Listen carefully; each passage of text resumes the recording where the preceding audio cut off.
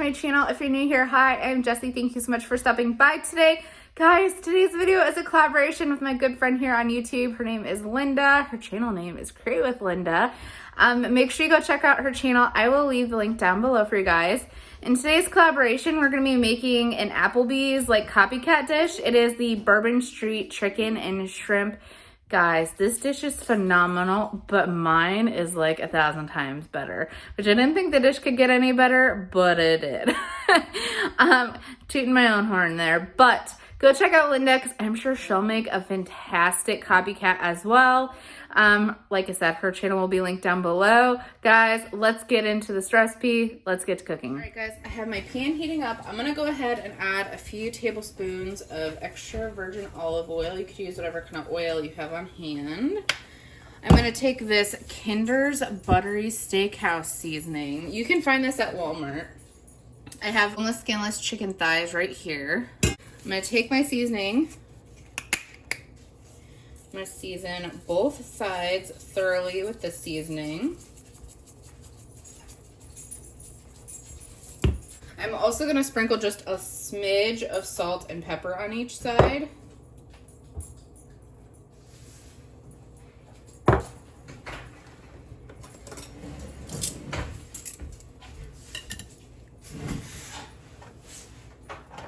Okay, my pan is heated. All right, so I'm going to take my chicken. I'm going to face it down in the pan.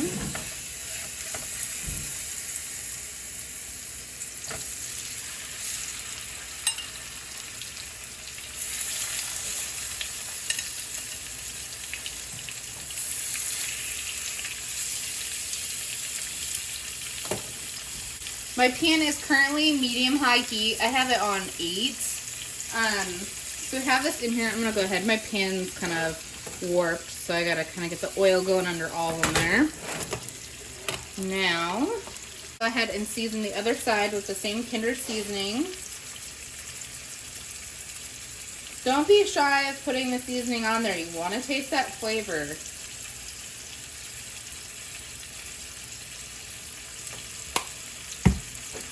A little bit of salt. Don't go heavy on the salt though, because this, I'm pretty sure this has salt in it. Yep, salt's the first ingredient. So I'd go a little bit. If you want to leave the salt out, the extra salt, go ahead. I just like things a little saltier. And some pepper. Alright, I'm going to set a timer for 5 minutes. Alright guys, so right here is my kettle that I boil water in. I'm going to go ahead and get that boiling. I put extra water in here because I'm going to use some of this water that I'm not using for the potatoes to thaw out my shrimp at the end here. And I have 2 bags of the Idahoan baby red mashed potatoes. Here I have shrimp sitting in cold water, and then colander. Drain it, run the hot water over it when it's done, and then I'm going to cook it in the pan real quick. You want to make sure that you have your pan really hot because you want to get a really nice sear on the chicken. It almost creates this crust on there that is just incredible. While your chicken is cooking, use this as an opportunity to cup your onion. I have 2 onions thinly sliced and then sliced in half. You're supposed to put mushrooms in this dish also. I'm just going to be realistic, guys. I don't have any mushrooms on hand. But it'll be fantastic with the onions. If you want, you could always add mushrooms to the dish. I also have my water going ahead and getting that ready to boil, so that way we're ready for the shrimp. So the trick to this, guys, is you just want to leave it alone. Don't play with it. Don't flip it. Let it sit for the full 5 minutes, because that's going to create the great crust. You don't want to be flipping it back and forth, because it's not going to cook the way you want it to. Just leave it alone. I know that's hard to do. I am a constant flipper most of the time, but if you want gorgeous food that tastes delicious, sometimes you just gotta let it be. Let it be, let it be, let it be, let it be.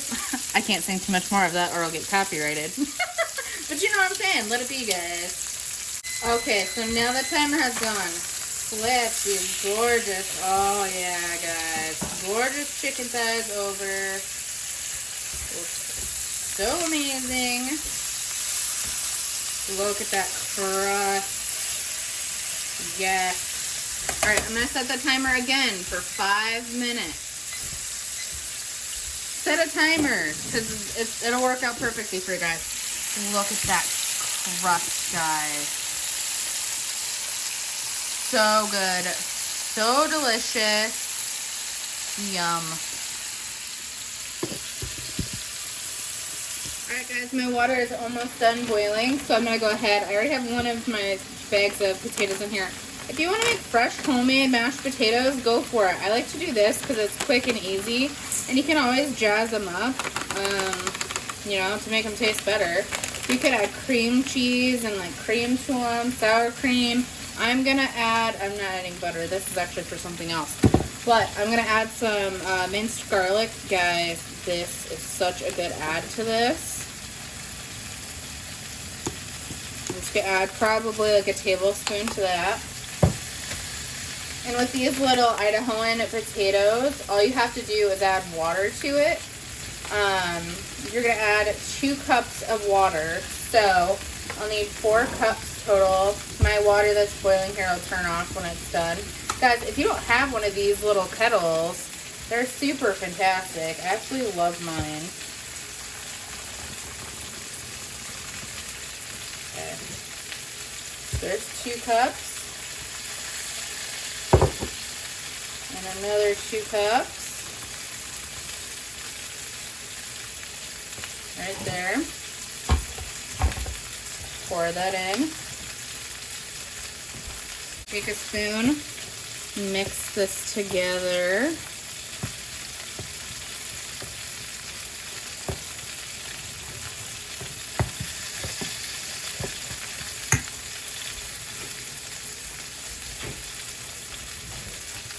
Put a hot pad under it.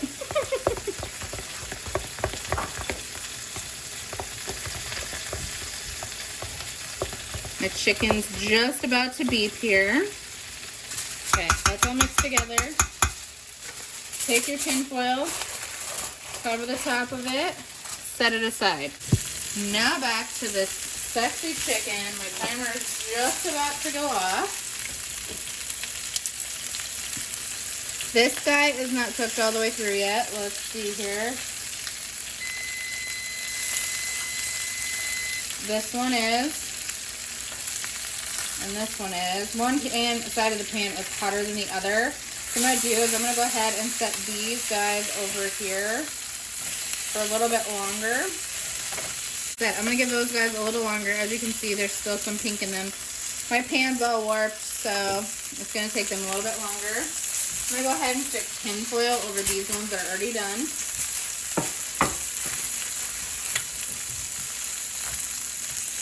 Pans get warped if you put cold liquid in them when they're super hot. So that can happen sometimes, like if you're adding like cream to a recipe or whatever, your pan's scorching hot, you add something cold to it, it can happen.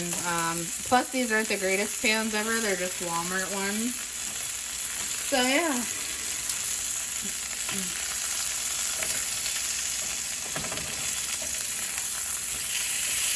Yeah, the one side of the pan is way hotter than the other.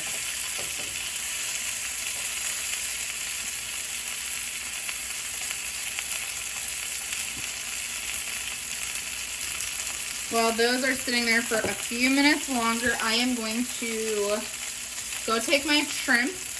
I'm going to drain it, and I'm going to pour the rest of the hot water over it, and that's going to help thaw it real quick. And then we'll throw it in the pan here in just a second. Alright guys, check on these guys real quick.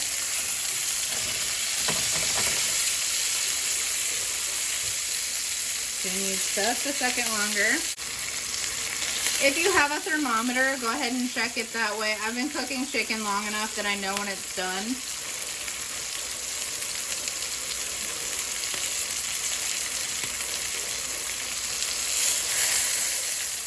There, I'm gonna go ahead and pull these off.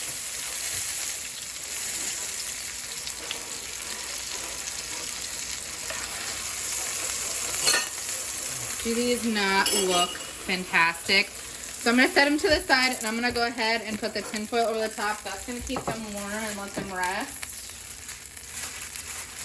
It's like a little blanket.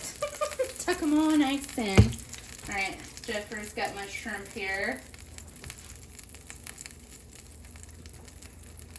Throw them in your pan.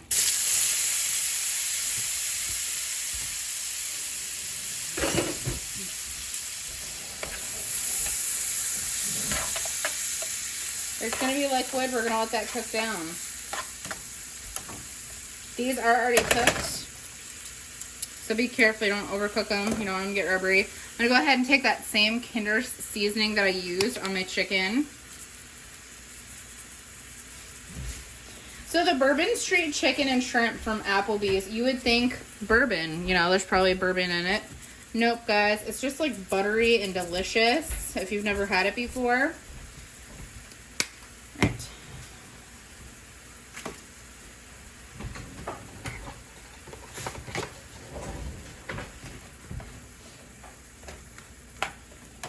You want to keep your pan nice and hot, because we're going to cook down this liquid out of it. Some of you might think it might overcook. Don't worry about it. It'll be fine.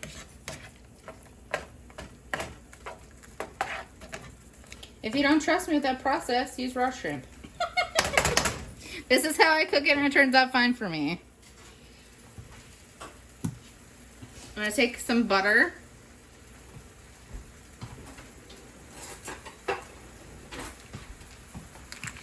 I'm going to go ahead and throw half a stick in there. Oop, there goes the shrimp. Let that butter melt in there, guys. This is so good. Basically what this is going to do is it's going to reduce down. The butter is going to make a delicious sauce. Don't mind my messy stove. I'm a messy cook. It's okay, that's why I married Jeffrey, because he'll clean it up for me.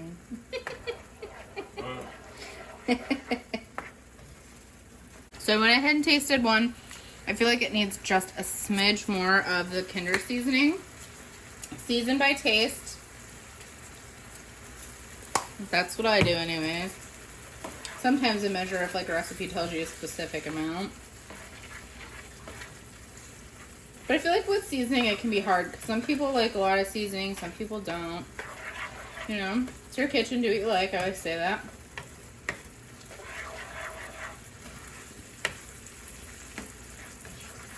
I love going to restaurants and trying dishes and then trying to recreate them at home. It's really fun, and it makes a pretty awesome date night. And I feel like sometimes you can make stuff at home that's so much better. Like Jeffrey and me have both had this dish from Applebee's, and I think Jeffrey likes mine more. I mean, flavor-wise, it's spot on compared to it. Do you like mine more? Oh, yeah. Of course.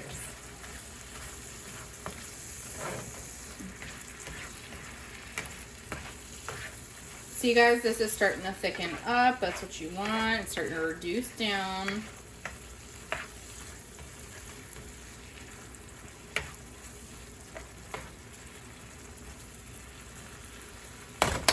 Give it like one more minute here.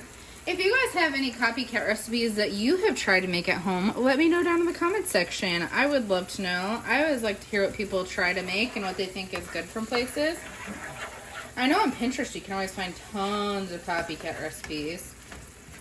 Alright guys, I'm going to go ahead and call this done. So I'm going to do is I got my bowl here. I take my shrimp and this delicious sauce. I'm going to pour it into here for now. So we plate it up. I'm going to go ahead and put some tin foil over that as well to keep it nice and warm while we're cooking up our onions. Okay, guys, I got my 2 sliced up onions here. I'll go ahead and throw these guys in the pan. You could use less onion if you like. I'm going to throw a little bit of the olive oil in there.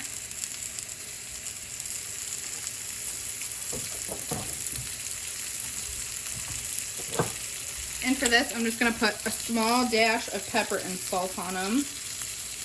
You always want to season every layer of your meal. Don't overdo it though, be careful. Alright, I'm going to go ahead and cook these down to the consistency Jeffrey and I like. We like a little bit of color on our onions. Nice and caramelized. And they're delicious. Raw onion's pretty fantastic too, though.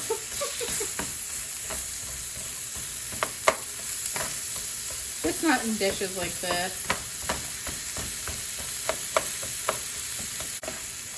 Alright, I'm gonna get these caramelized and I will be back with you guys when they are. If you're gonna add mushrooms to this, I would add it at the same time you do the onions. They can cook down together. But yeah, like I said, I don't have mushrooms on hand, so. But these have been cooking for a little while. They're not there yet, but this is what they're looking like so far. Alright guys, my onions are done, looking fantastic. I'm gonna go ahead and plate this dish up. I will show you when it's done. And yeah guys, it's gonna be so good. Oh my guys, look how fantastic this looks. Here you go. The Bourbon Street Chicken and Shrimp Copycat recipe. Is that not mouth-watering?